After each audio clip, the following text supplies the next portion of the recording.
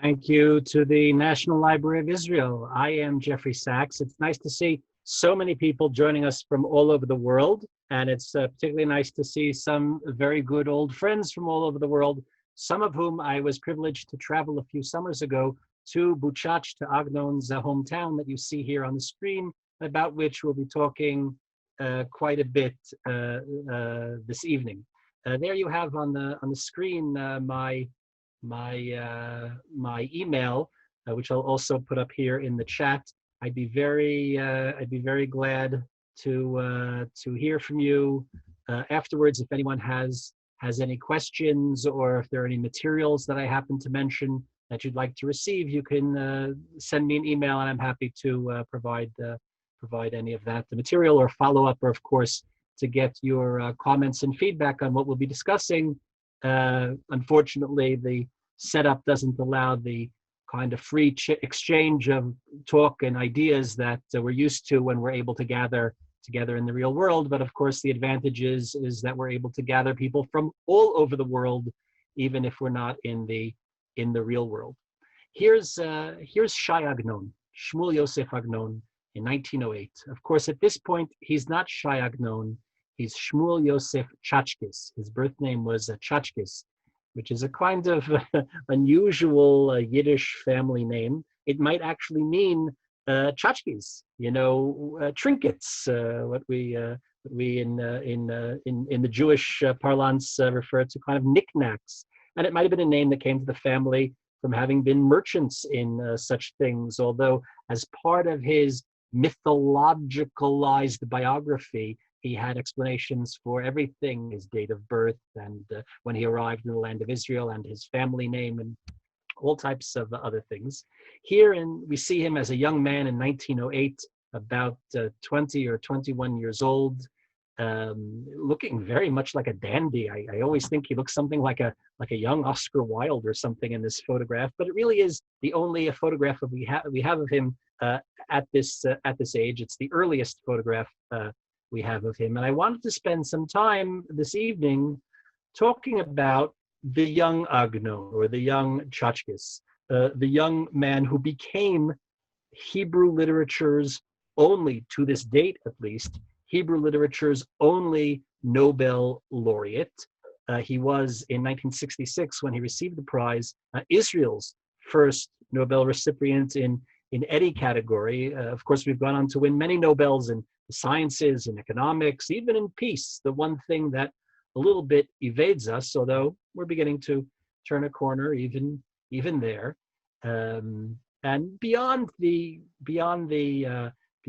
glory of the Nobel Prize, of which, of course, we're all still very proud, particularly those of us in the Agnon House, where I'm fortunate to serve as the director of research. And you can come and visit us and see the Nobel diploma and the Nobel medal, the Nobel Prize. But even long before he wins the prize, and he was quite old when he won the prize, he was quite advanced in years. Usually the prize is given to someone past mid-career, but somebody who still has a good number of years and at least one more novel or two left inside of them that they have to get out. By the time Agnon receives the prize in 1966, he really had more or less stopped publishing, although he continued to write. And among the things that he was working on was a long book that told stories of his old hometown of Buchach. Now, this town of Buchach, or as it was sometimes satirically known in his writings, Shibush, which is a way of kind of jumbling the letters from Buchach to Shibush. In Hebrew, the word Shibush means something that's muddled, something that's mixed up. A translator might have chosen to call it Mudville or Muddleville or Mixed Up Town or something like that. He leaves that little town, which today is in Western Ukraine. When he leaves in 1908 as a young man of about 19 years old, it was part of the Austro-Hungarian Empire. It was part of Galicia, this region of what today is Western Ukraine, which had originally been part of southeast Poland, but from 1772, in the division of Poland between Russia, Prussia, and Austria, was part of the Austro-Hungarian Empire. Agnon leaves as a young man, but as I think we'll see by the end of the evening, he leaves the town, but the town never really leaves him. Like so many great authors that keep returning to this font, this well to draw on. The memories of youth stay with him throughout his long life and his long career. In one of his most well-known and most beloved novels, Sipur Pashut, in English translated as A Simple Story, he introduces us to a character called Dr. Langsam, who's a type of early psychotherapist, but we don't need to go into that right now. This character is one who is a bit melancholy himself. He is, in the words of one of the great critics, a doctor in need of a cure. The narrator tells us that Dr. Langsam returns for one of his stimulating talks. These chats must have stimulated the doctor too, for the more he said, the more he had to say. In fact, though he had spent only the first 20 years of his life in his native town, 1,000 years seemed not long enough to tell about them. Sometimes he repeated old stories to Herschel, the protagonist of the story, and sometimes he related new ones. Though he had studied in famous universities, lived in great metropolises, and frequented celebrated theaters and opera houses, we might say, although he stood on the stage in Stockholm and received a prize from the King of Sweden, all these places might as well have never have existed. Nothing had remained in his memory, it seemed, but the little town he grew up in. And what Agnon here writes about Dr. Langsam, presumably he understood he was saying something about himself as well. Late in life, he was at work on a long cycle of stories, which unfortunately were only published posthumously in Hebrew as Ir Umloa. It happens to be his largest, his fattest, thickest book in the 23 volumes of the collected writings of Shai Agnon. Ir Umloa, a city in its fullness, playing off biblical phrases about the world in its fullness, is a depiction of Buchach over the course of 300 years of history, from 1648 until what I assume was meant to be up until the 1940s, up until its total destruction in the Holocaust. Unfortunately, Agnon passed away before completing the work, but he left behind the manuscript. Many of the stories, the individual stories, had been published in his lifetime in literary magazines and newspaper and other kinds of platforms. And his executor, his daughter, Emunah Yaron, along with many other books, published it posthumously, and it appeared in 1973, 3 years after his passing.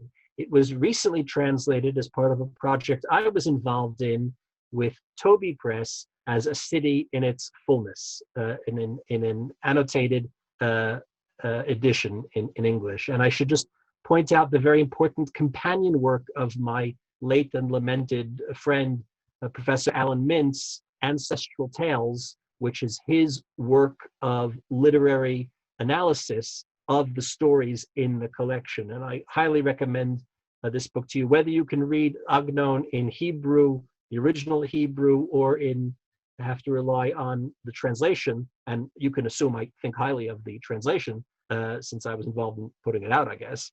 But I do strongly recommend Professor Mintz's book, Ancestral Tales, which was published by Stanford University Press.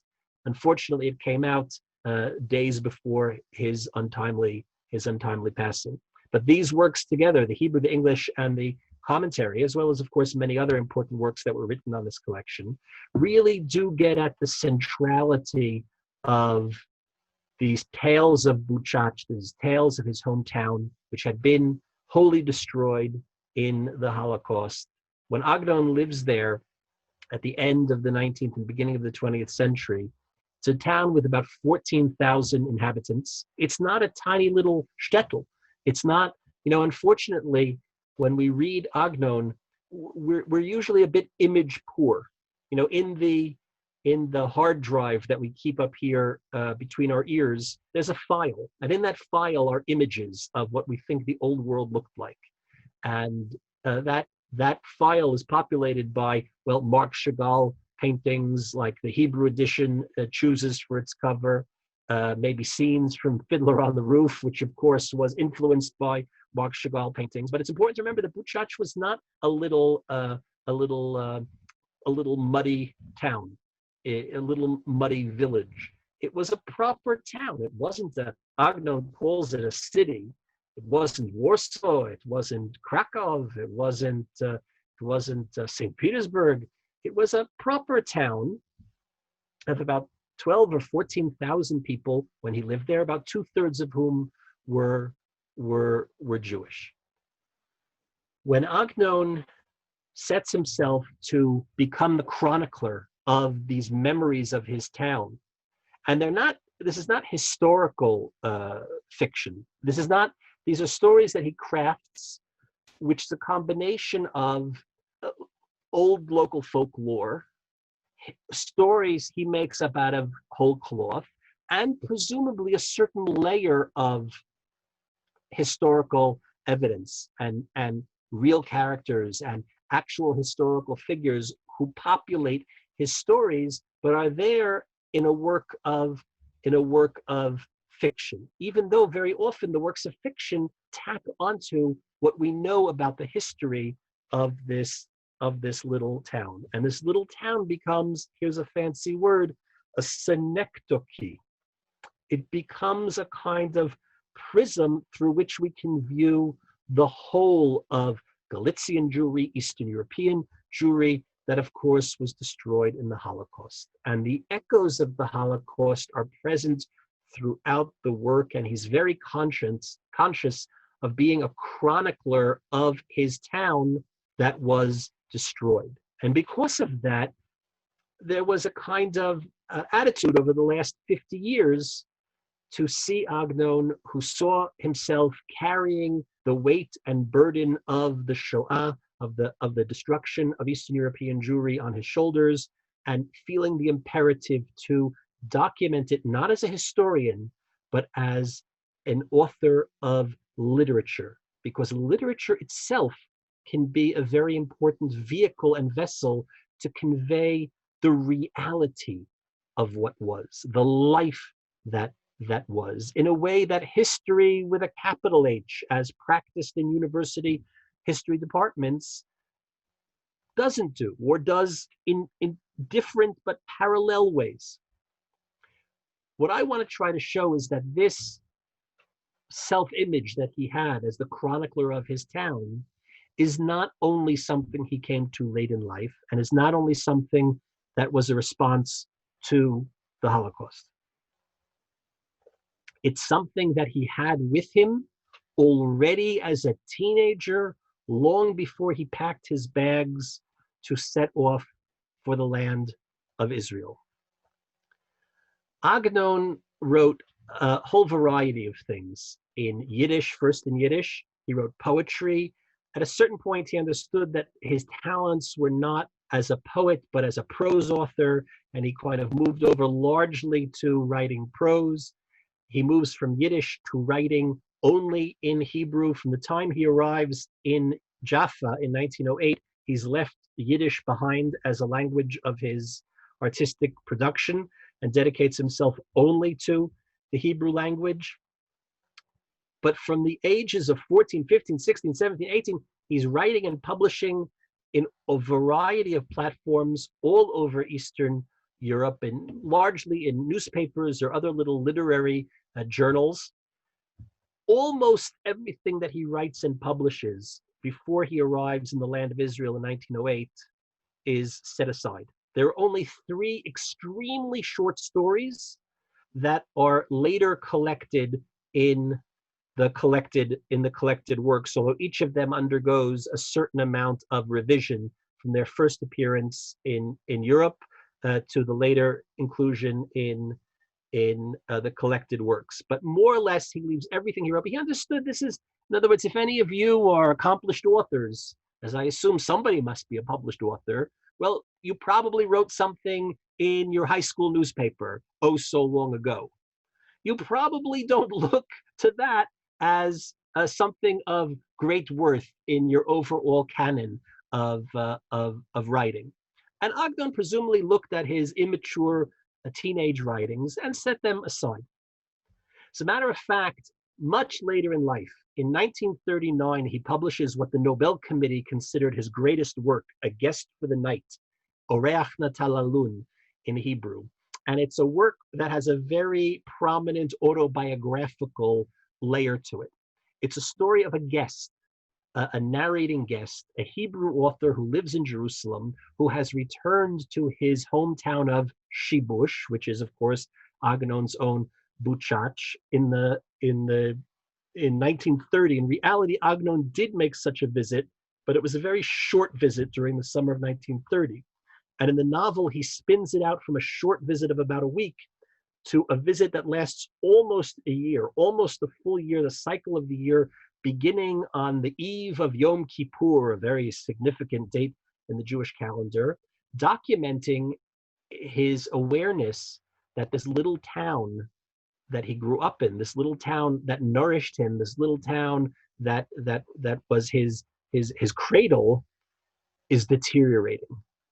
Spiritually, religiously, economically, socially, you name it, it's falling apart.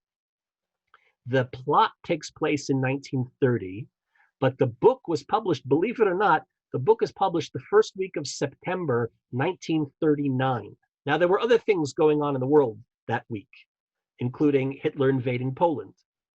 And you might think that he writes this book to describe, I knew it was coming.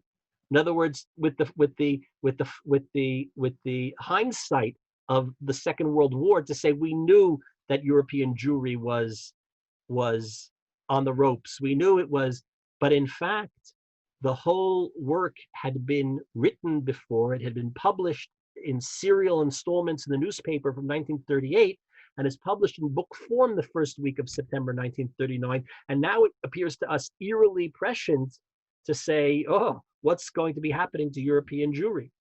But in this scene, he encounters the guest, meaning this quasi-autobiographical character, encounters a character named Yerucham Chofshi, or Yerucham Freeman, as he's known in the English translation. We needn't go into the relationship between the two of them, but it's a complicated one. Yerucham is younger. He remembers when the guest had himself been a young man in town and had written inspiring poetry, and Yerucham gives this kind of declamation of the author's own immature poetry. Yerucham placed his two hands on his heart and repeated melodiously, "Devotion faithful unto death I've sworn to thee by God above. For all I have in exile here, I'll give Jerusalem for thy love." Above, love. The narrator responds, meaning Agnon is responding, "If you're not silent, I'll leave you and I'll go," I said to Yerucham. He paid no heed, but continued reciting the author's own poetry back to him. "And though the tomb may close me in with all the dead beneath the ground, in deepest pit thou art my strength, O fortress city world-renowned." "I know you don't like this poem," said Yerucham. "Your taste has improved and you're sick of rhyming God above and Jerusalem's love. But these poems, this kind of doggerel that the author has to create to show that he was once no good at doing poetry, were actually poems that Agnon had written and published as a teenager, and now repurposes them as examples of the kind of youthful poetry that he is embarrassed of because of its poor quality. In January 1907, the young Chachkis leaves the small town for what was comparatively the big city, Lvov, or Lviv, as it's known now. What was known in German as Lemberg. The Austro-Hungarians knew it as Lemberg. He went answering the call of a great man of letters named Gershom Gustav Bader, who had just established a newspaper called Ha'et. It was a thrice weekly Iton Midini Sifruti, a newspaper covering politics and literature, politics and culture. Each issue had about 8 or 10 broadside pages, and Agnon went to be, I'm calling him Agnon, although that's an anachronism because he hadn't yet taken that pen name until he arrived in Jaffa, but you understand who I mean. Agnon arrives to be the editorial assistant. Now, a small little newspaper, and Europe is populated by small little newspapers, Yiddish and Hebrew. A small little newspaper, which has an even smaller staff, would rely on the 2 or 3 people working in the newspaper's office more or less to produce most of the copy. And Agnon published a whole variety of things, including short news reports, journalistic pieces, under a variety of pen names, and many of the pieces were published unsigned, just from the editorial board, which again consisted of just a few people. We suspect that there are all types of things that were penned by Agnon in this newspaper, but are unsigned, or were published under a whole variety of pen names. You know, this was the way it was done, because in a small newspaper with a small staff, in other words, if every article was signed by one or the other person, it doesn't look serious, right? A whole newspaper authored by 2 people. So they would publish everything under a whole variety of pen names. So it looked like it was a big operation. It looked like the newsroom. You remember that scene from All the President's Men? You know, row upon row upon row upon row of reporters clacking away at their typewriters. But in fact, there were just a few people that worked there, and they probably produced all of the copy.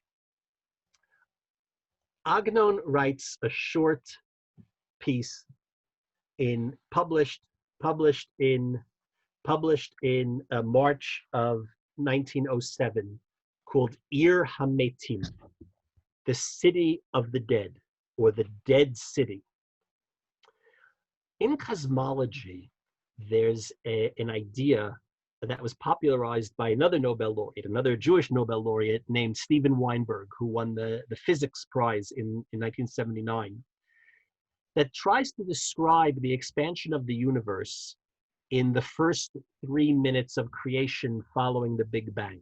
And Weinberg's important book that tried to explain his ideas to a popular audience is called The First 3 Minutes, a modern view of the origin of the universe. And he describes how all of the light atoms, hydrogen and I think I'm saying this right, I don't really understand too much about it myself, but that the atoms that make up creation were all produced during those first 3 minutes following the Big Bang. And that's the raw material from which the universe continues to exist. So rarely in artistic production can you try to describe with the same kind of precision that the physicist is able to do. But if we look at this one story, this Ir HaMetim, which was not the first thing he published, but I'd like to argue was the most significant thing he published as a youth before arriving in the land of Israel, we can see all the protons and neutrons with which he went on over the course of another 60 plus years to construct a literary universe. Now this story, in fact, this newspaper, Ha'et, the Time, has been largely overlooked. The genre that he's writing in is really rather vague. It's a hodgepodge of anecdotes. It doesn't hold together, as the literary merits are really not what draws our attention to this piece. It's a string of anecdotes about the history of Buchach. And Agnon later commented to Arnold Band, one of Agnon's very important critics, that when he published it at the time in 1907, it caused something of an uproar back home in Buchach because of what he had to say to it. But if we look carefully at this overlooked piece, it shows very clearly that already at the age of 19, Agnon sees himself as the chronicler of his hometown of Buchach, and that his development in later stories, a whole variety of plot lines and motifs and characters and events are already here in miniature, and that there were stories and characters and plot lines that he was carrying around in his head from the time he's a teenager until the time he's 80 years old. And this points to the centrality of the much later work, Ir Umloa, the city in its fullness, as the kind of capstone on which his whole long career rests, this whole long arc of his career. If Agnon had, as a young man, if Agnon had gone into the family fur trade, which was what his father and grandfather did for a living, or if he had gone off and become a rabbi, which is what his father and his grandfather had hoped for him, or if, God forbid, the ship carrying him to Jaffa in 1908 never reached its port of call, God forbid, we would little note nor long remember this particular piece. If anybody even had access to the newspaper, they wouldn't know who the author is. The pen name, Echad min ha'ir, one of the townsmen, which may be actually a kind of homage to Achad Ha'am, the great author Achad Ha'am, one of the people. Here, he's not one of the people, one of the nation. He's Achad min ha'ir. He's one of the townsmen of Buchach that he's developing, that he's describing. We wouldn't pay attention to it. But in fact, Agnon did become Agnon. Agnon did stand on that stage in Stockholm and receive a particular prize. Agnon did become the single greatest modern Hebrew author whose influence is felt until this day, 50 plus years following his death. And therefore it behooves us to go back and look at this little sketch that he writes, which contains in it the first 3 minutes, which contains in it the seeds of the creation that will come later. It's also significant to look at because it really is so lacking in the artistry that we come to recognize as Agnon, even compared to the short story Agunot, which is published only a year and a half later. Agnon arrives, this is published in March of 1907. A year later, Agnon sets off for the land of Israel. He claims he arrives in Jaffa on Lag BaOmer 1908, which would have been in the mid-spring, probably May of 1908. And the following September, I think, Agunot is published. Agunot is a masterpiece of modern Hebrew literature. It's the story from which he takes his pen name. Agunot, of course, Agunot in contemporary usage is the category of women who are denied their divorce. But the way that because of the mechanics of how Jewish divorce law works, women are unable to initiate divorce according to the halakha. And if a man refuses to divorce his wife, she's more or less stuck. And according to the folk etymology, an ogen is an anchor. So agunot are women who are anchored or chained to these recalcitrant husbands. Technically speaking, that is not accurate. The contemporary colloquial use of the term agunot, which becomes the title of Agnon's story. Those women who are unable to obtain a Jewish divorce are not, according to the strict definition of the halakha, agunot, but misuravot get. They are women who are being denied their divorce.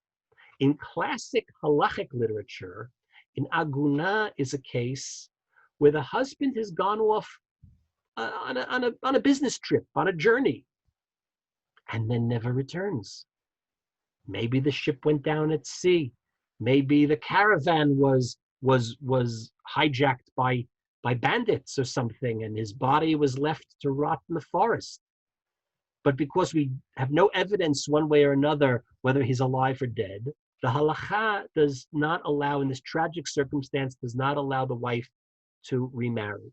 But you understand, the classic case of the aguna is 180 degrees away from the contemporary use of the case of the aguna. In the contemporary case, we know where the husband is. He's just a rotten guy, and if we could, convince him to do the right thing, he would give her the divorce. And every day she's hoping he's going to call and say, all right, let's go to the Beit Din, let's go to the rabbinic court, and I'll give you your divorce and you'll be free. In the classic case, it's the emotional opposite. Every day she's waiting. Maybe there'll be a knock at the door. Maybe it's him returning. Maybe he's been saved. Maybe he was being held captive and now he's finally come back to me. She still loves him. She still longs for him. That's the classical case of aguna. And that's the story that Agnon writes, agunot, but not really about men and women, husbands and wives, but about the kind of disconnect between God and the Jewish people, which he's writing as a parable about Zionism in the early 20th century. That if in the rabbinic midrash, in the rabbinic metaphor, God and the Jewish people are compared to a husband and wife, you know the midrash, God and the Jewish people are husband and wife, and the chuppah was Mount Sinai that he holds up above their head, and the ketubah, the marriage contract, is the Torah itself, and the marital home is either the land of Israel or Jerusalem or the Holy Temple. So Agnon is saying, if that's the case, this is a marriage that could use a little therapy. Because for 2,000 years, God and the Jewish people have not been living together as husband and wife in their marital home of the land of Israel. Because 2,000 years ago, we went off into exile and have been living apart. And now, in the beginning of the 20th century, as the Zionist movement is gaining traction and we're beginning to return, and again, this is the first story he publishes upon his arrival in the land of Israel. So what does that say about the reunion of God and the Jewish people, of the Zionist enterprise, of that rabbinic metaphor? So those agunot, he writes a story called Agunot, and he chooses the name Agnon. This Agnon, this Agunot, is a masterpiece of modern Hebrew literature.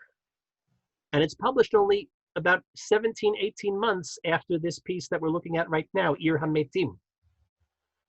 So what can account for the accelerated development of the artist as a young man?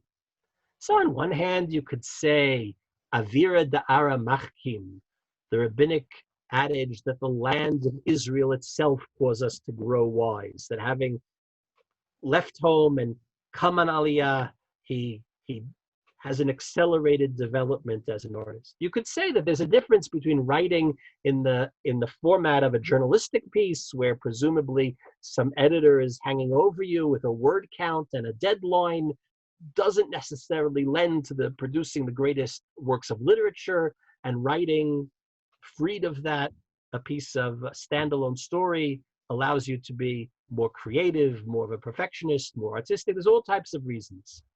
But this story in and of itself, Ir HaMetim, we have a little trouble understanding, we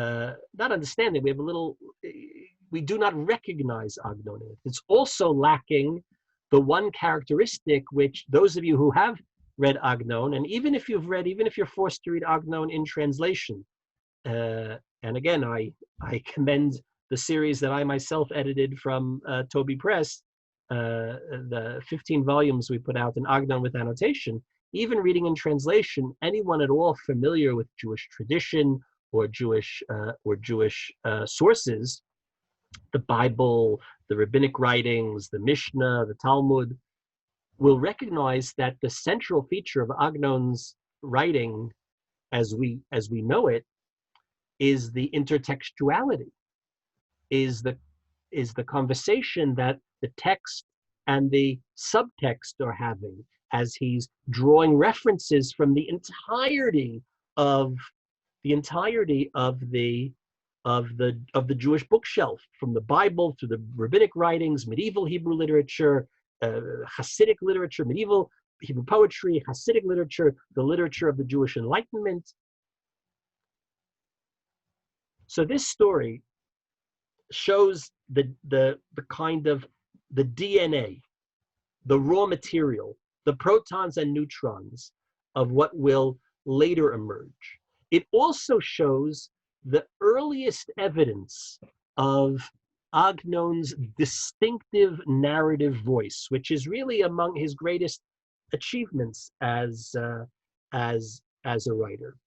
We don't have time to go through the whole thing, although if anyone is interested, I'm happy to send you a copy of the story, either in the original Hebrew or in my English translation. The reason that the story has gone largely overlooked is that this little newspaper that Agnon had gone off to serve as the assistant to the editor in January of 1907 went bankrupt after only 20 issues. And by Passover of 1907, Agnon, tail between his legs, has to return home defeated and unpaid for his efforts at that. It's not surprising that after having left little backwater Buchach and headed over, I see the Coopers are here online. So we were together in Buchach 2 summers ago. So you remember what it looked like. It's not a metropolis. Having left backwater Buchach and gone off to Lvov, which was a significant city, a city full of Hebrew and Yiddish writers and journalists and intelligentsia, a city that had in it coffee houses where you would sit and take in that caffeine, you would mainline that caffeine into your veins and talk about ideas and Zionism and the future of the Jewish people and Jewish writing and Jewish poetry and literature and culture and etc. It must have been very difficult to head back to Buchach. What's that old line from that World War I song? How are you going to keep them down in the town of Buchach when you've seen Grand Lvov, to paraphrase the song about Gay Paris? And it's not surprising that within a year, he's packed his bags again and headed off, this time for the land of Israel. And he arrives in Jaffa about a year after the defeat in Lvov. But because this whole grand enterprise of this newspaper was a big failure, was a big bankruptcy, hardly any copies of the newspaper remain. And although it was known that Agnon had this short chapter in his biography, and although, as I said, Professor Arnold Band of UCLA, in working with Agnon in the 60s, became aware of this particular piece and mentions it in one particularly important piece of research and quotes certain paragraphs from it, the whole text of the story was not available to hardly anyone. To the best of my knowledge, there is only one microfilm version of this newspaper. It is incomplete. It doesn't have the whole run of all 20 issues, and it's very poor quality. How I came to have possession of the whole story, I'll tell you momentarily. But because of this piece has gone overlooked, largely overlooked in Agnon literature. Almost everyone who writes about it secondhand from what Professor Band had reported, because he had seen it, because Agnon had shown it to him. The story begins thus. Buchach in Galicia is a city of the dead in every way.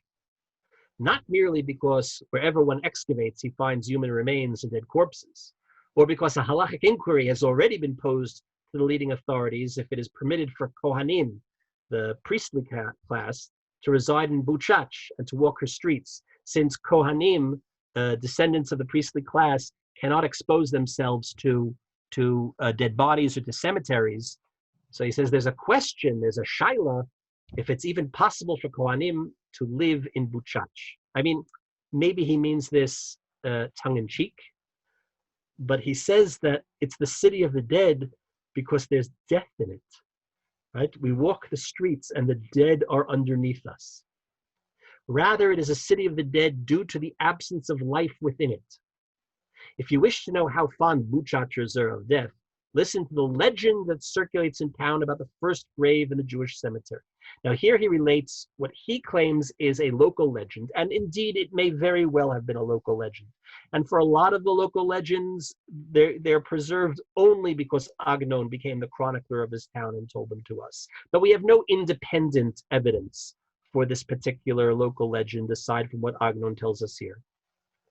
An important person was passing through Buchach and saw men digging. When asked what they were doing, they answered that they were digging graves for the local Jews.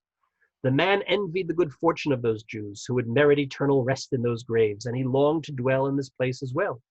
He died at that very moment. And as he says, oh, look at that nice grave they're digging. That grave looks so nice. I'd like to, there are people that buy. There are people that buy their burial plots and they go to visit it on weekends. And it's like, some people have a summer house, right? But I don't know anybody that's so anxious to actually lay down in it that they're prepared to drop dead right now. So this character, he sees the graves they're digging. He's not from Buchach. He's just passing through town. But he sees these graves that they're digging in Buchach, and he says, those are really nice looking graves. He longs to dwell in this place. So he drops dead at that very moment and was buried in that graveyard with a large monument erected over his plot. They engraved his name. In Hebrew, there's a kind of play on words. His name was Chaim. So he's called Orech Chaim, the wayfarer Chaim. But Chaim, of course, it's a play on words because the word Chaim means life.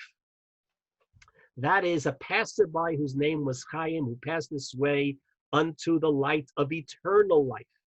His tombstone is the oldest in the graveyard of the holy community, Buchach.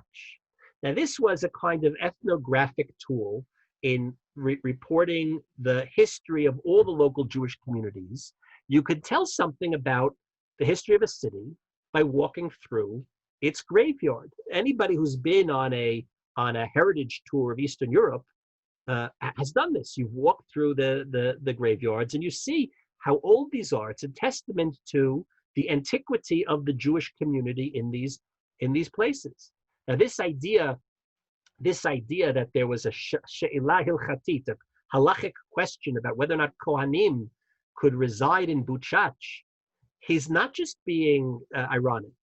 In fact, in the Chesed LaAvraham, which are the responsa of Rabbi Avraham ben Tzvi Hirsch Teumim, who was the rabbi in Buchach in the 1850s and 60s, and was recognized as a great Talmid Chacham, was recognized as a great Torah scholar. Buchach, for a small town, well, interestingly, Buchach was, of course, a small town, but there are a lot of people that claim connection to it. And as in the modern era, aside from Agnon, this great Nobel laureate, and the city is extremely proud that this Ukrainian author, Nobel author, was from their hometown. In the city hall in Buchach, there's a little monument to him.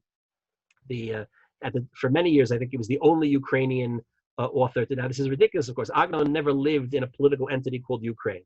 Agnon could not have gone into the supermarket and asked, where are the eggs and the milk in Ukrainian, right? He didn't speak the language, and the fact they take credit for it overlooks a certain level of history that took place between the Ukrainian people and the Jewish residents at that time. Although things today in Buchach are really much different, and there's some interesting Jewish and Gentile connections that are taking place. particularly around the legacy of Agnon. In Buchach today, there is an Agnon house, somewhat parallel to our own Agnon house in Jerusalem, which serves as a kind of cultural center to both memorialize Jewish life that was once there and, of course, to draw attention to the favorite son. But there were so many other people that came from Buchach. Simon Wiesenthal, the great Nazi hunter, was from Buchach. Emanuel Ringelblum of the Warsaw Ghetto Archives, the Oneg Shabbos, was from Buchach and was in fact a maternal cousin of Agnon himself. Sigmund Freud's grandparents or grandfather was from Buchach. But throughout history, the 17th, 18th, 19th centuries, there were many famous and significant rabbis who served in Buchach or who lived in Buchach. Some went on to live and serve elsewhere, but for a little town, it had a very distinguished rabbinic lineup, a deep bench of rabbis. So in this Chesed LaAvraham, the questions that Agnon raises about Kohanim and where the dead bodies are found in Buchach are there. He is drawing on actual halachic material, and this is a habit here we see already as a teenager, but throughout his life, and particularly at the end of his life in Irum Loa, in which he is drawing on actual rabbinic writings about Buchach to serve as the raw material for the stories he's going to be writing. The story goes on, the Jews of Buchach yearned so much for death that they hark back to a legend about a wayfarer who wanted to die. Furthermore, as soon as any Jews settled there, they immediately dug themselves graves. Who knows how many years the wayfarer was the only one interred there, and how much money the community spent to pay a cemetery watchman so that he would not lie alone in the grave. Who knows whether those Jews had died of natural causes or whether the local count had thrown them into the river, as he did many times. The Paritz, the Pototsky family, were the owners of the city. And the relationship between the local Polish nobility and the townsmen, many of whom were Jews, was sometimes better and sometimes worse. This Pototsky family, throughout the generations, serve as kind of antagonists as characters throughout many of the stories of a city in its fullness. The former governor of New York, Pataki, is a descendant of this Pototsky family, this Polish nobility family. Once a wagon load of Jews traveled to town, he gave orders to hurl them into the Stripa River. Now, this is a story that will repeat all of these little stories that he mentions about wayfarer Chaim who dies, gets repurposed, then appears in A Guest for the Night. And this story about the Jews being toppled off the bridge as they came into town gets repurposed in a whole variety of places. There's a short story called Bim Sulot, or In the Depths in English, where this story gets its full telling. But all of these things were probably local kernels of local folklore, which Agnon reports here and later will expand into full standalone stories. Consequently, we don't know when the first congregation was established in Buchach. There are, to be sure, several ancient tombstones sunk into the ground, but it's impossible to read them and to grasp their content. Not because reading graves with raised letters causes forgetfulness. That's something the Talmud mentions, that if you spend too much time reading tombstones, it causes forgetfulness. But because the inscriptions are worn away and illegible, that's why we can't read them. And anybody who's walked around these ancient cemeteries knows the tombstones get worn away. They sink sometimes all the way down into the ground. Yet one tombstone remains legible. In particular, its date, the year 91 of creation, which would have been 1331 CE. Although it is unclear if the final letter of the preceding word belongs to the numeral itself, making it 491. In other words, according to the gematria, the way that Hebrew assigns numerical values to letters instead of using Arabic numerals. So either on this grave it says, as you can see in the Hebrew at the bottom, either it says Shnat Tzadi Aleph, year 91, which corresponds to 1331, or Shana Taf Tzadi Aleph, right? Whether that last letter is whether the letter Taf, which equals 400 in the gematria system, is the end of the first word or the first numeral in the year, in which case it's not 1331, but 1731. Local scholars insist the correct date is the earlier one, the 14th century date, demonstrating the importance of the city as among the most ancient of all Jewish cities. Had there been a Jewish settlement and a Jewish cemetery and a Jewish gravestone in Buchach in 1331, it would upend everything we know about Jewish life in that part of the world. And Agnon knew perfectly well there were no Jews being buried at the beginning of the 14th century in Buchach. Agnon knew perfectly well that historically, Jewish settlement in Buchach did not predate the early 16th century, did not predate the year 1500. But there is always this kind of notion of trying to show our claim, to try to show how long we've been here, right? To lay down a marker about the antiquity of our settlement. And this is not just true of Jewish life, it's true of all cities. You know, many cities have very famous foundational myths of how they come about. You know, the most famous, Romulus and Remus of Rome. Athens comes directly out of the forehead of Athena. And Agnon is playing along in this kind of folkloric tradition of trying to set an early marker, even though he knows historically this cannot be true. But it also shows this idea that the bedrock of the history of our town is connected to the cemetery, is connected to death. Life and death are very much interwoven, are very much linked together. Because even though it's a town full of life and vibrancy and Torah and charity and kindness and community, it's one in 1907, he's already saying, the young Zionist, the great project of Jewish life in Europe, maybe we should reconsider it. Of course, he could not have foreseen the Holocaust. But he's saying something about the connection between life and death of Jewish culture that, well, it's hard to understand exactly what he's saying. But he's making a point that these two things are deeply connected. Here's the cemetery in Buchach.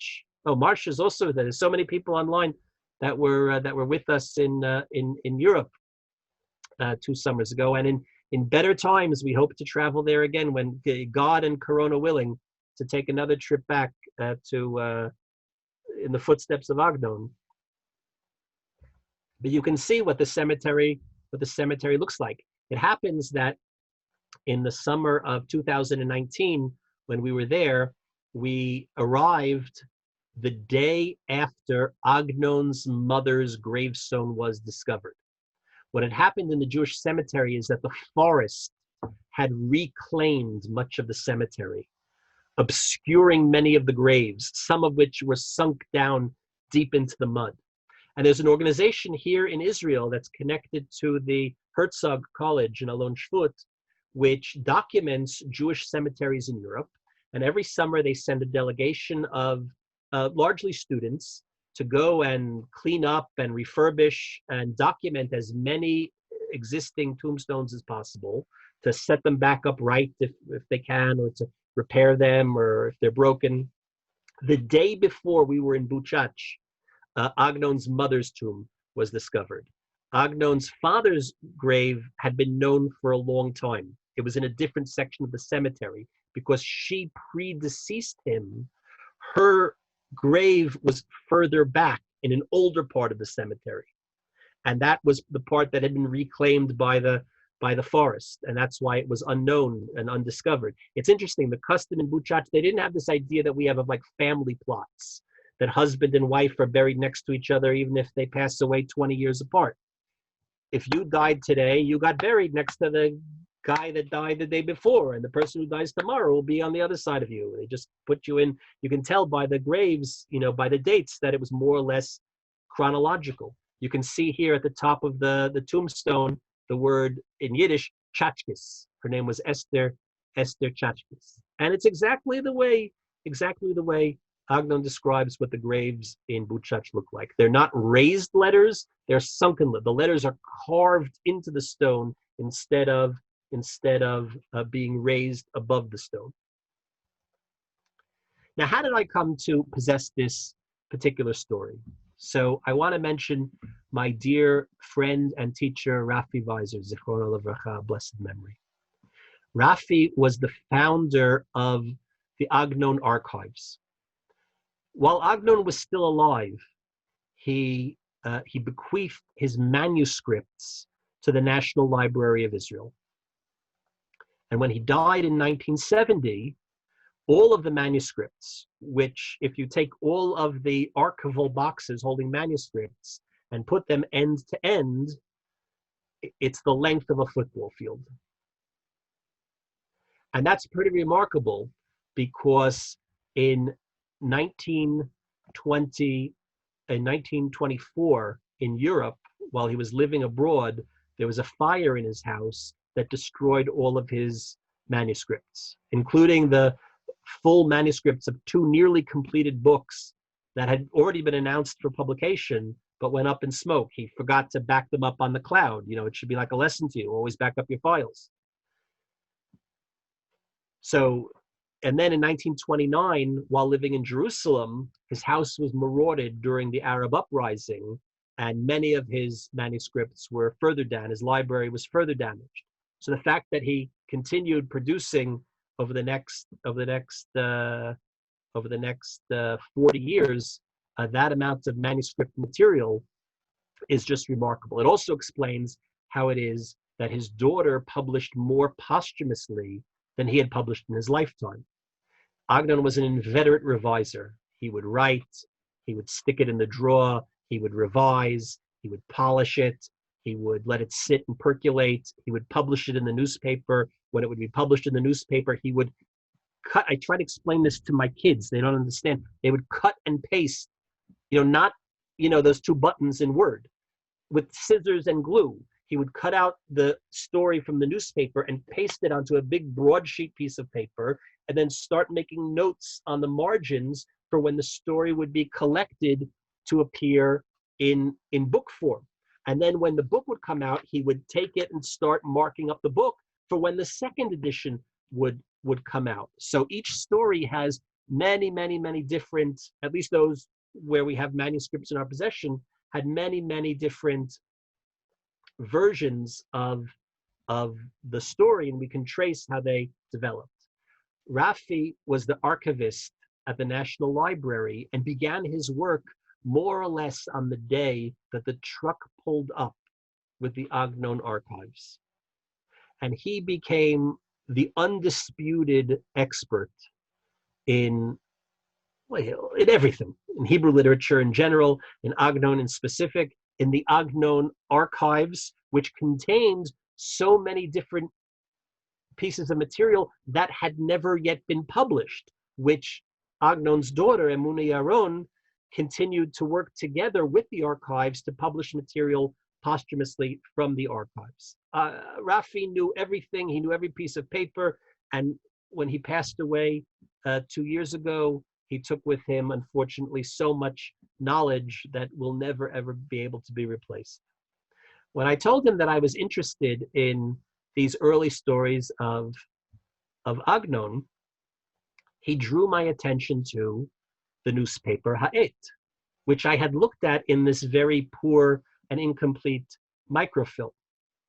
But it turned out that there was one full print run of Ha'et that survived. Agnon's own copy.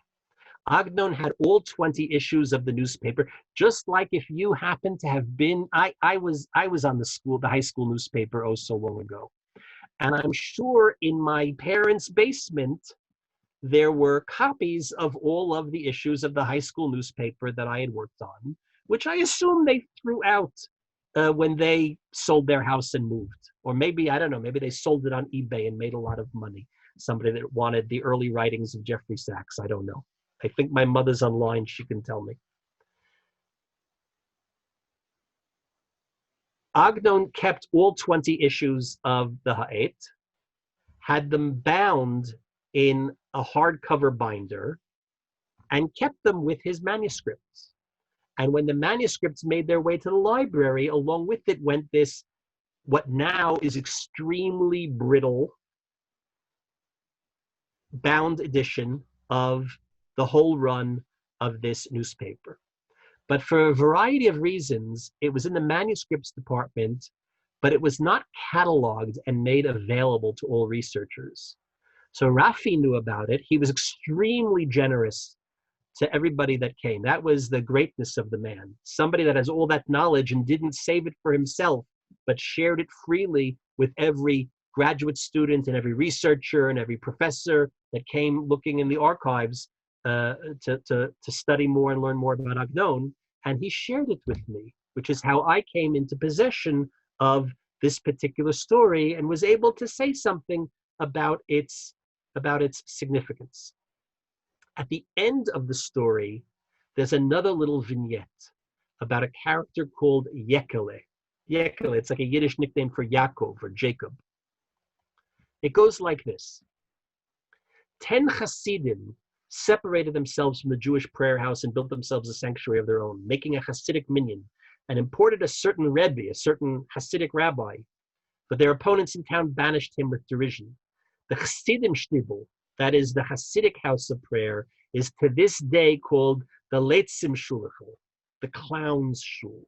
Now this is true, that in Buchach was a non-Hasidic town by large. There were some Hasidim. It happens that Agnon's own father was a Hasid, but it was a mixed marriage. His mother was from non-Hasidic stock. By the time they get married at the end of the 19th century, such a mixed marriage is already imaginable.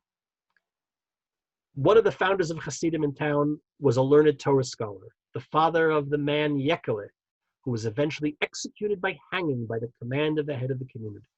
Now he tells this story of a young man named Yekele who is killed. There is no historical evidence for this, which doesn't mean that it wasn't a local legend that Agnon is repurposing, and it doesn't necessarily mean that it wasn't based on a kernel of historical truth, but we just simply do not know of any such case. And in all likelihood, it could be that Agnon has made up the tale from whole cloth. This Yekele, son of the first Chassid in town, was executed 82 years ago, meaning that would put the story in 1825, having been charged on suspicion of theft and found guilty. At the moment they brought him up to the gallows, the hangman, who was an apostate Jew from Chernowitz, said to him, "Make confession in the name of the God of Israel." He confessed many misdeeds, but denied any responsibility regarding this theft. A moment before they slipped the noose around his neck, he declared that he had not committed this sin.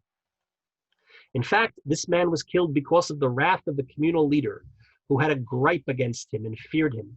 A few days after he was hanged, a court order arrived absolving him of all punishment, but it was too late, as the deed was done.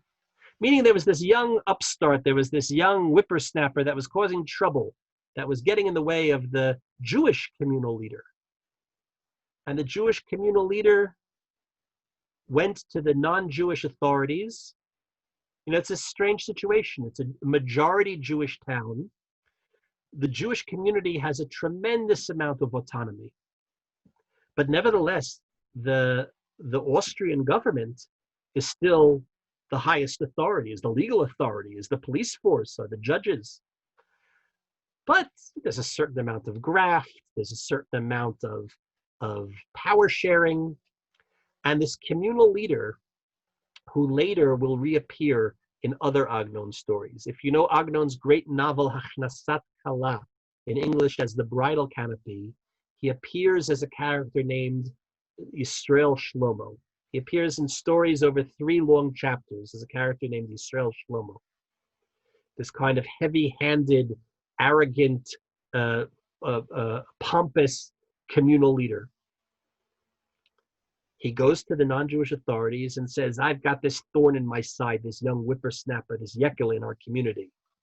And he maneuvers the circumstances so that Yekele is put on trial for something that he did not do. He's hung. By the time the stay of execution arrives, it's too late. On the day they took Yekele to the gallows, all the townsmen left the city, wandered the fields and forests in tears, stretched out their hands towards heaven and cried out, "Our hands have not shed this blood." Period. Our hands have not shed this blood is, of course, a reference to the verse in Deuteronomy, Anu va'amru yadenu lo shafchu et adam hazeh ve'einenu lo ra'u. In the ceremony of the Eglah Arufah, the beheaded calf, when a dead body turns up in town, the town elders were obligated to perform this ceremony that absolved them of guilt, that an innocent person found a bad end on their watch. The townsmen go off and make reference to this, "Our hands have not shed this blood," because they know an innocent but problematic Yekele has been put to death. They know that this communal leader has acted wickedly, and it's led to a terrible, terrible consequence. So they make reference to this ceremony of absolving themselves of guilt for the spilling of innocent blood. But then the story concludes, in order to cleanse themselves of responsibility, they contemplated performing the ritual of the Eglah Arufah, the broken-necked calf, which again you can read about in Deuteronomy chapter 21, but they feared provoking the fury of the head of the community. Meaning the townsmen were going to actually perform this ceremony where you go out to the river with a calf and you behead it and spill out the blood and make this declaration. And they were going to do this, except that would have been too much in the face of the communal leader, because basically doing that would have been saying, we suspect the communal leader of murdering, of causing the death of this innocent but problematic child. If you look in Agnon's own personal copy of the story, he has in pencil, in his own handwriting, he's put parentheses around that last sentence. And in the margin he writes, Ze Hosif Ha'orech. The editor added this. The idea that the townsmen themselves were going to actually perform this ceremony from Deuteronomy chapter 21 was not put there by Agnon. Agnon would have never said such a thing, because for Agnon, drawing on the Jewish sources was of paramount importance, and getting it right was critical. And Agnon, who was a very, very learned Talmud scholar, even as a young man, knew that this ceremony of beheading the calf had already been discontinued in Talmudic times, and in all cases is a ritual that was never performed outside of the land of Israel. It was a mitzvah that only applied within the borders of the land of Israel. So it's inconceivable that the townsmen would have done this or even thought to do it, because it would have gone against the halakha. This begins, now this is interesting, and it shows the value of going to the archives. And here we are, hosted by the National Library of Israel, and I was asked to say something about the connection between Agnon's writings. This is a perfect example. Even if we had possession of the story, we would have thought that Agnon blundered, if we were even aware of the halachic background to this particular ritual. But by having possession of the actual issue that Agnon brought with him from Lvov in 1907, with his own marginalia, his own handwriting in the margins, to know the editor added this in. Nothing annoys an author more than an editor. And Agnon spends the rest of his long career agitated by anybody that wants to fiddle with his text. He was not terribly open to being edited. In this story, for example, one of the things that really differs from later Agnon is an excessive use of commas. Agnon was a minimalist when it came to punctuation, something which is much more tolerable in Hebrew, I should say, than it is in English. Agnon was always telling typesetters, take out all those, what are you putting all those extra commas for? Right? And he was always agitated by the idea that people were playing around with his text. There's one last point which we don't have time to go into, but I just want to mention, and I will say that I not long ago published a longer article on this topic, which I'm happy to send to you if you're interested. Again, my email was up there in the chat. There's a story that appears in Ir Umloa, the later collection, a story that was only published posthumously, called Yekele, the same young boy who's put to death. When Mrs. Yaron came to publish the final edition of Ir Umloa, she found in Agnon's manuscripts two stories, two parallel stories, but each story stands on its own, each titled Yekele. Here's the Agnon's very difficult to decipher handwriting. This is one story. Agnon titles it Yekele. You can see at the top, I mean, it's hard to read his handwriting, even if you can read Hebrew. It says Yekele. And there's a second edition of the story called Yekele. And she didn't know what was one, the first draft, and the other, the second draft. And she decided to publish both of them. And she titles them Yekele version 1 and Yekele version 2. But as you can see from the manuscript, Agnon didn't, that was her edition, right? She made it clear that it was her edition, but she titles them Yekele version 1 and Yekele version 2. Of course, Yekele version 1 and version 2 implies that version 1 is the first version and version 2 is the second version. And in fact, when we came to translate these stories and publish them in English, I now believe mistakenly titled them Yekele first version and Yekele second version. But if you go back to the kernel of the story, in the kernel of the story from 1907, and plot how the story evolves, I'm convinced that the second version, what's published as the second version, was the first draft, and what's published as the first draft is in fact what Agnon must have intended as the final version. If we had more time, I could lead you through the development of the manuscripts, which are mapped out here on this chart. But you can see that the story grows and expands, and in fact later contracts. The story that I think, the version in Ir Hametim of the Yekele story is only 395 words out of about 1,400 words of the whole story. It's the last section of the version we've been looking at tonight. But Agnon very often in his revisions didn't expand stories, but contracted them, made them tighter, made them more suspenseful. And that's what we have in what I believe is the final version, which is a more perfect story. It's also something of a more ambiguous story. And that really is the mark of Agnon's artistry, to introduce ambiguity into the stories. Because the stories are depicting the complexities of Jewish life. And in Jewish life, things are not always crystal clear.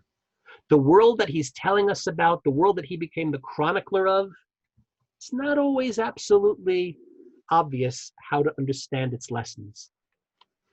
And to include ambiguity so that the reader can see it this way and then go back again and see it that way.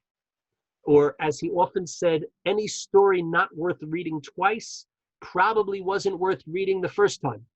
Because when you go back and you read it twice and you see something you didn't see the first time, you realize the person you thought was good might be a little more complex, and the person you thought was bad actually has some redeeming qualities. That's the stuff of great literature. The great author, Aaron Applefeld, who was so influenced by Agnon, writes the following in his memoir. Most of my generation, Applefeld only passed away, I think 3 years ago. He was part of the younger generation, the generation of Amos Oz and Aleph Bet Yoshua and these other great writers, all of whom, well, sometimes suffered under the influence of Agnon. Agnon was the big man on campus. You were going to be a Hebrew author. You worked in the shadow of the great man, even before he wins the Nobel. And Applefeld writes, most of my generation of fellow authors invested a huge amount of effort into suppressing and eradicating their past. If you know Applefeld's writing, you know that Applefeld, and this is part of the reason why it took so long for him to be recognized as the great author that he was, while others were documenting the Sabra experience. If you've read Amos Oz's books, you know what I'm talking about. Applefeld was still back in the Carpathian Mountains. Applefeld was still writing about his family in Europe. Applefeld was still writing about the Holocaust, which he experienced firsthand. I have absolutely no complaints against them. I understand them completely. But I, for some reason, didn't know how to assimilate into the Israeli reality. Instead, I retreated into myself. For this, Agnon served as an excellent role model. It was from him that I learned how you can carry the town of your birth with you anywhere and live a full life in it.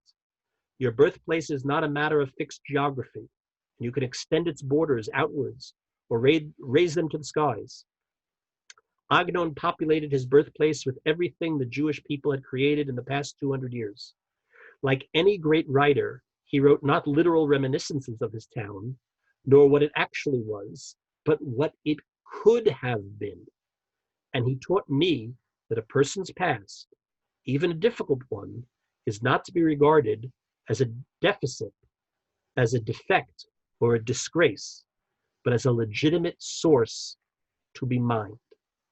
This is true for so many great authors. If you think in the American tradition, if you think of Mark Twain, in the Irish tradition, if you think of James Joyce, if you think of Faulkner, if you think of Philip Roth, authors that you can take the boy out of Buchach or Hannibal or Dublin, but you can't take the Buchach out of the boy.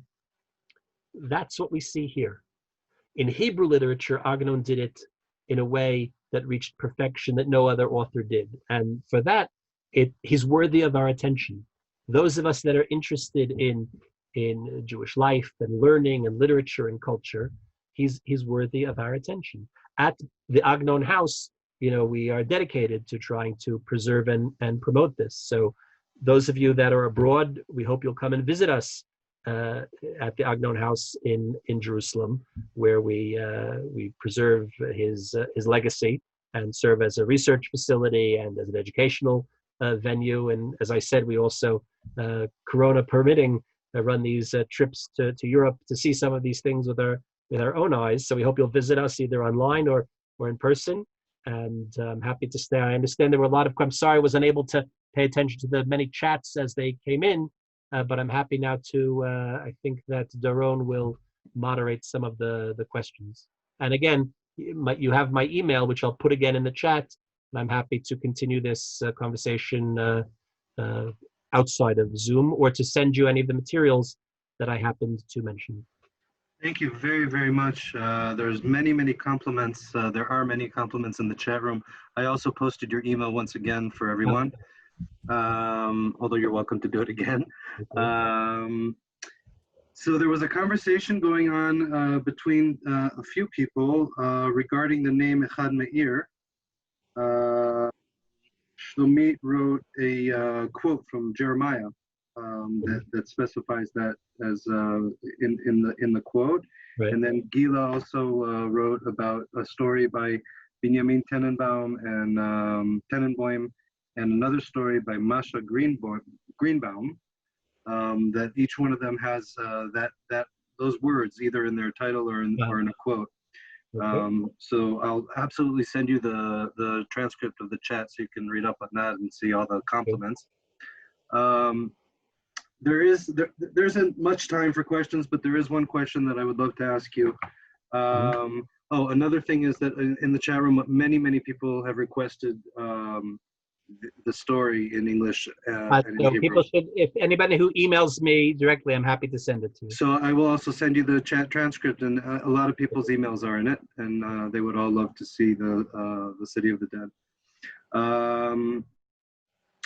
So you mentioned that at the Agnon House, you created a research center about Agnon, but you also mentioned that in the National Library of Israel are his archives.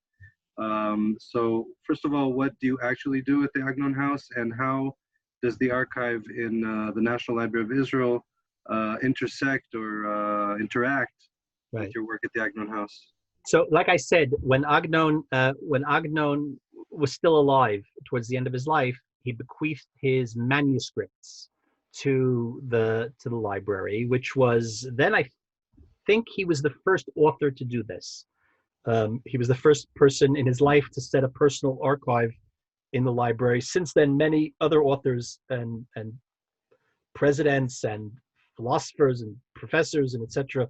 have done the same, which is why the National Library really is, the premier research institute for anyone interested in these array of topics. It is, in fact, the Beit HaSefer of the Jewish people throughout all of its history. He took the manuscripts because, as I mentioned, once upon a time, all of his manuscripts were destroyed in fire. And then, while living in a rented home in Jerusalem in 1929, his manuscripts were destroyed or very significantly damaged when his house was marauded. If you come to visit the Agnon house today, you'll see we have this very secure, very thick metal door cabinet with a marble top, with these drawers that he would tuck the manuscripts in, to bed for the night, and they'd be safe, from fire and flood and marauder, locked up.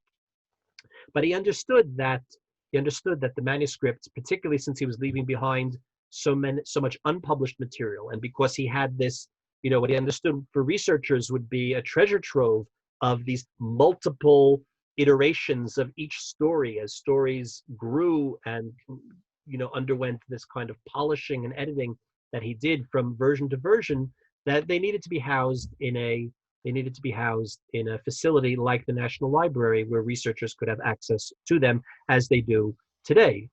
But the house itself became a museum. Mordechai Ish Shalom, who was then at that point he was the former mayor of Jerusalem, had this idea, I think even before Agnon won the Nobel, while he was still alive, that after 120 years, when Agnon shuffled off the mortal coil, the city of Jerusalem should purchase the house and run it as a facility. Because he knew that in the great cities of the world, if you go to London, there's the Charles Dickens house. And if you go to Baltimore, there's the Edgar Allan Poe house. And if you go to Paris, there's the Victor Hugo house. And so many other such places throughout the world, that Jerusalem should have the Agnon house. This is also something of a competition, the historic competition between Jerusalem and Tel Aviv, because Tel Aviv had for many years the Bialik house, the home of Chaim Nachman Bialik, the great Hebrew poet.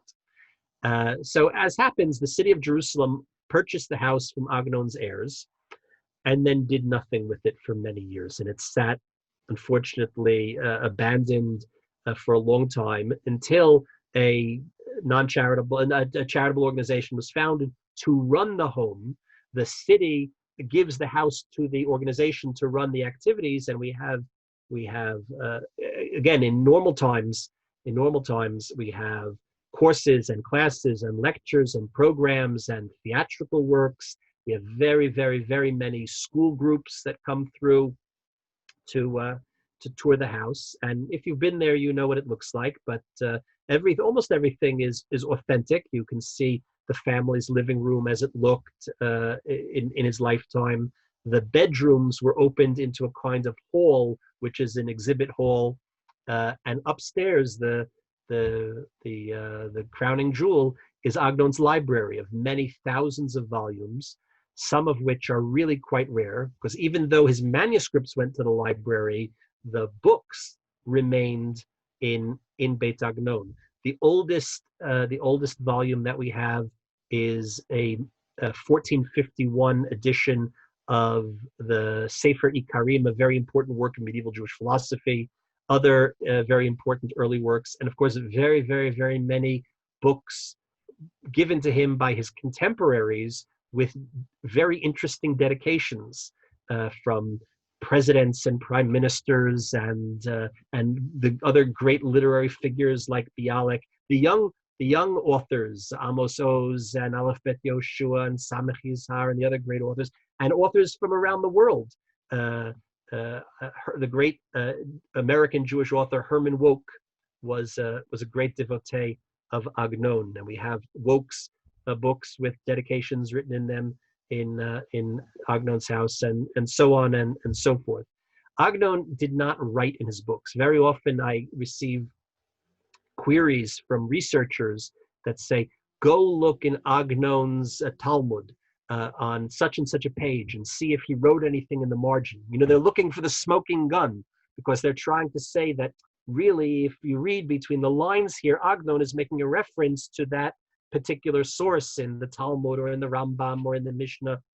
And if I can find that he wrote something in the margins, that'll be the red flag that will prove it. Agnon almost never wrote in his books, but he did leave behind very many little bookmarks, little pieces of paper. In some of the volumes, you'll have a book like this that'll have, on almost every page, you'll have a little piece of paper sticking out. And these little pieces of paper were just whatever paper was laying around. Sometimes it's an old typescript or a page proof from a story that had been published, which he then took and ripped into strips. But on those page proofs, you have handwritten notations for corrections he made to the story. So when we find those, we scan them and send them to the library, so there should be a copy of them, because that's important for the works in the archives. Other times you'll find, I found recently on the backside of what very obviously was his daughter's English homework from when she was in elementary school. I found not long ago a note that he left for his wife, which was dated Erev Pesach, the eve of Passover, when everybody's busy cleaning the house. He writes to her, I've cleaned my office and the dining room and the living room. That's it. I'm done. I'm going out now. So we find all of these types of things, but our main mission is to continue to make sure that classic Hebrew literature is part of the contemporary culture, particularly for young people, because so much of it has been stripped from the curriculum. Each year more and more is taken away, and we're standing on the defense against that to try to make sure that these classics of Jewish culture remain part of our life. And also the truth is of world culture. We're in contact with researchers from all over the world. There's, maybe he's online right now, I'm not sure. It's a very interesting case. There's a Polish professor, meaning he's a native Pole, but he lives in China and he teaches Hebrew literature. Get this, he's born in Poland, but he lives in China and he teaches Hebrew literature to Chinese students in translation. Agnon has been translated to Chinese. He tells me it's a good translation. We have in Beit Agnon, we have a shelf with all the different translations, which are not, of course, we can't read them. And he says, these are students. It's out in one of the provinces in Southeast China, in a university. He says these are students that come from very traditional backgrounds. These are students, when they read stories of arranged marriages in Agnon, it's very real to them, much more real to them than it is to contemporary ultra-Orthodox and Mea Shearim. They relate to it very immediately. The central theme in Agnon of the tension between the old world and the new, between tradition and modernity, is something that translates to all types of cultures. So this is something that has great value and meaning and resonance, not just in our Jewish world, but not in the world only of Hebrew literature, but across the world in all types of places. Thank you so much. There's so many compliments in the chat. I'll absolutely send you the transcript so you can read it afterwards and send the people who wrote you emails. I would definitely like to say thank you to our international guests, really from all over the world. We had a mahalo from Hawaii, and people here from Italy and Ireland and really all over South Africa, and many more countries. Rabbi Jeffrey Sachs, thank you so much. It was a wonderful talk. I'm going to open all the microphones so that everyone can say thank you personally, and we will see you all in our next events. Thank you again. Laila Tov from Jerusalem. Toda rabba. Thank you. Thank you so much. Fantastic. Nice to see so many. Amazing. Thank you. Thank So you. much. And I'm so sorry I got really sleepy only because I was up at, I guess, 4 o'clock in the morning. Rabbi Sachs, thank you very much for How's that, Lynn? as usual. Thank you. Hope to see you next summer. God willing. Mirza Hashem. Desde Buenos Aires. Hope to see you again in Israel when we have Who's another that? grandchild coming. Oh, Yes. Marjorie, hi, I didn't see you. Hi. How are you?